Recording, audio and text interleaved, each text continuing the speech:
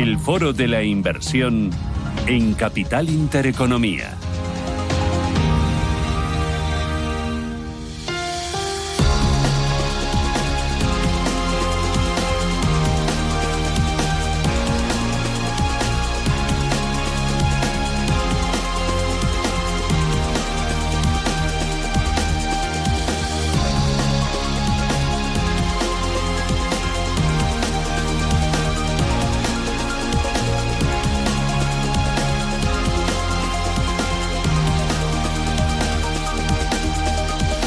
Diez y 22 minutos de la mañana, me acompaña en este foro de la inversión Laure Pegan. Laure, ¿qué tal? Buenos días, bienvenida. Buenos días, Susana. Que es directora de ETFs para Iberia, LATAM US Offshore de Invesco.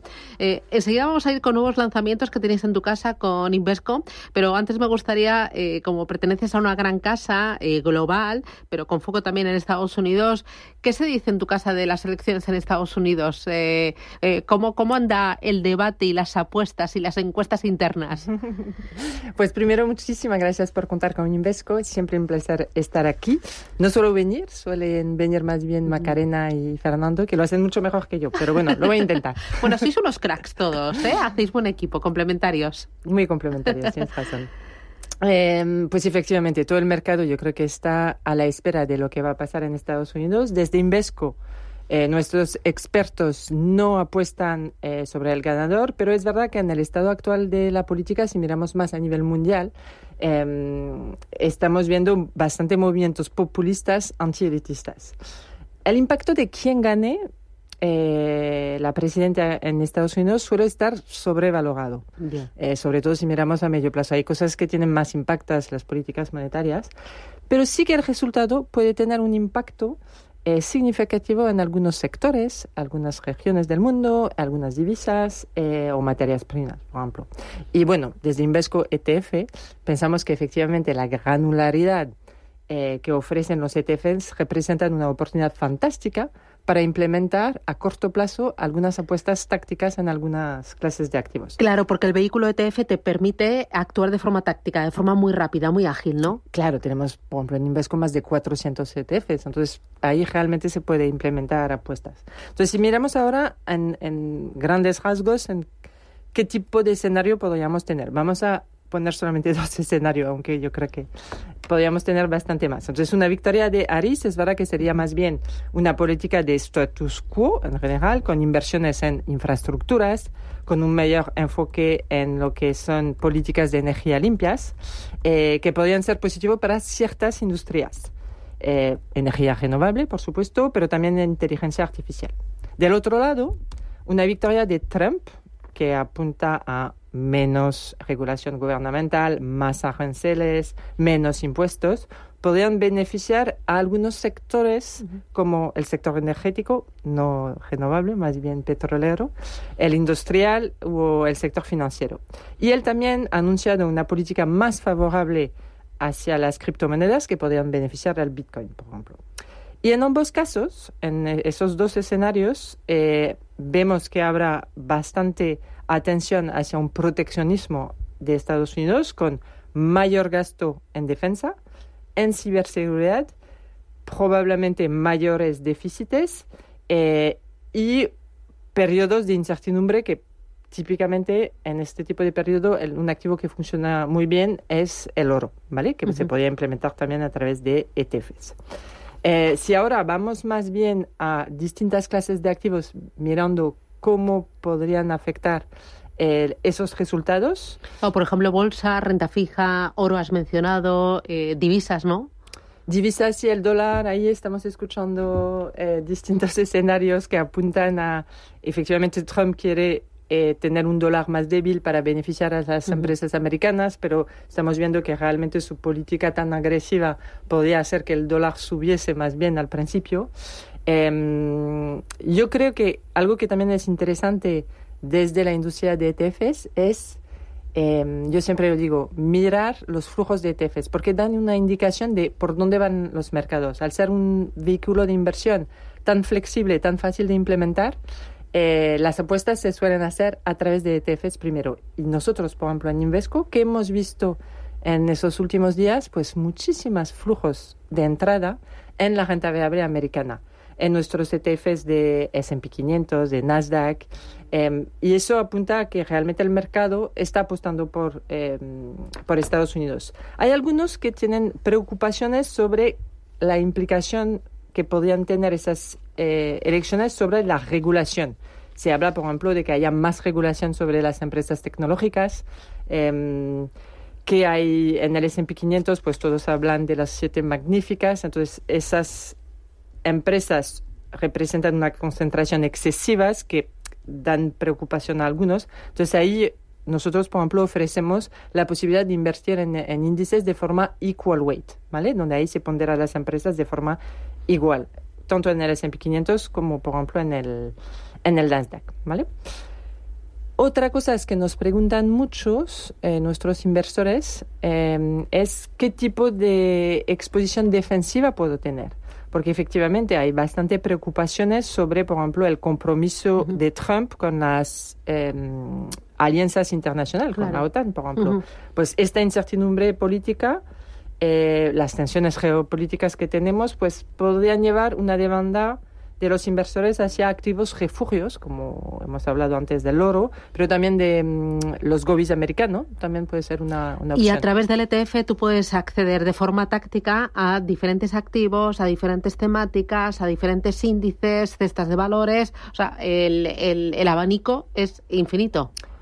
Sí, no, realmente se puede imaginar un índice sobre cualquier cosa, de cualquier tipo de asset class. Por ejemplo, hablamos de renta fija y de govies, pues los ETFs proponen invertir en los govies americanos por todos los tramos de la curva, 0,1, 1,3, 3,5 años, etcétera. Entonces, realmente, para poder tener una granularidad perfecta para implementar sus apuestas. Muy bien. Dicho esto, vosotros desde Invesco tenéis el corazón dividido, gestión activa y también gestión indexada, y por la parte de ETFs tenéis nuevos lanzamientos. Háblame de ellos. Sí, efectivamente. La semana pasada hemos lanzado 3 nuevos... O sea, están recién sacados del horno. Recién sacados del horno, sí. ETFs temáticos, que a mí, si quieres, me parece interesante pararnos un poco en el éxito que están viendo los ETFs temáticos, porque realmente había desde siempre ETFs sectoriales. Y los temáticos eran más algo de gestión activa, más los fondos mutuos que ofrecían esto. Y hemos visto en los últimos 2 años un boom de los ETFs temáticos. De hecho, al día de hoy, solamente en Europa tenemos más de 200 ETFs temáticos en todos los proveedores, no solamente en Invesco. Y con activos combinados de más de $50 billones. Entonces, muchos flujos se han ido a ETFs temáticos. ¿Y qué es la temática si lo comparamos con el tema sectorial? Es asociar, por ejemplo, capturar oportunidades vinculado con un tema específico.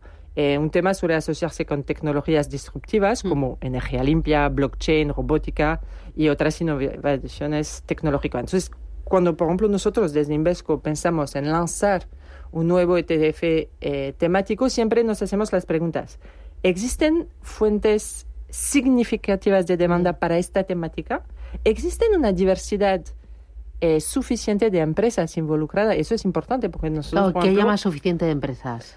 Por ejemplo, nuclear. Vale. Es algo que nos hemos planteado, pero realmente no había esta diversidad que permitía tener un índice diversificado que te reduce el riesgo, etcétera. Entonces, todas esas cuestiones son muy importantes a la hora de lanzar nuevos ETFs. Entonces, a tu pregunta, los 3 productos que hemos lanzado, uno es de inteligencia artificial. Es verdad que el uso de la inteligencia artificial está revolucionando la mayoría de las industrias.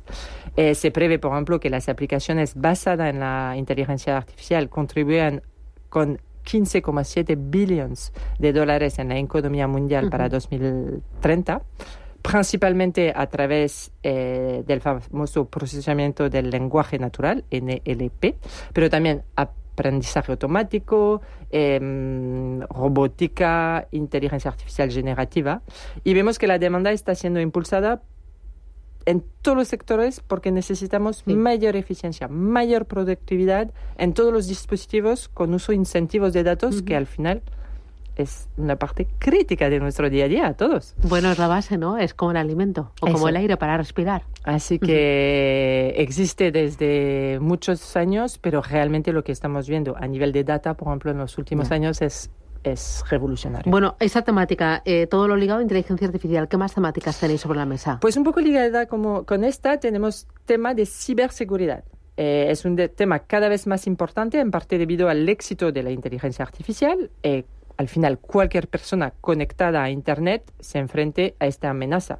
Así que esas empresas que nos van a proteger en Internet, en las comunicaciones móviles, de forma que todo sea más seguro, van a tener una gran demanda y con fuentes de ingresos crecientes en las próximas décadas. Entonces, esto es otro ETF. Y el último, pues lamentablemente, es la industria de la defensa. También estamos viendo una demanda creciente a medida que las amenazas se intensifican en todo el mundo. Si volvemos, por ejemplo, al tema de las elecciones en Estados Unidos, vemos que efectivamente hay una incertidumbre global brutal, que ambos partidos van a aumentar el gasto en defensa, ya sea mediante el apoyo a los aliados de Estados Unidos mediante inversiones directas o vía el aumento del presupuesto para el Pentágono, en el caso de Trump, por ejemplo. Pues en esos dos caminos vemos que eso va a beneficiar a la industria de la defensa y también de la ciberseguridad, por cierto. Entonces, lo que estamos viendo, por ejemplo, en este sector es una innovación tecnológica que está remodelando las estrategias de defensa, drones no tripulados, que reducen la necesidad de que los soldados estén en peligro. Entonces, esto son cosas positivas. Y yo quizás añadiría, porque nosotros hablamos muchos con proveedores de índices, y, por ejemplo, cuando hubo toda la construcción de esos índices sostenibles, la inversión responsable.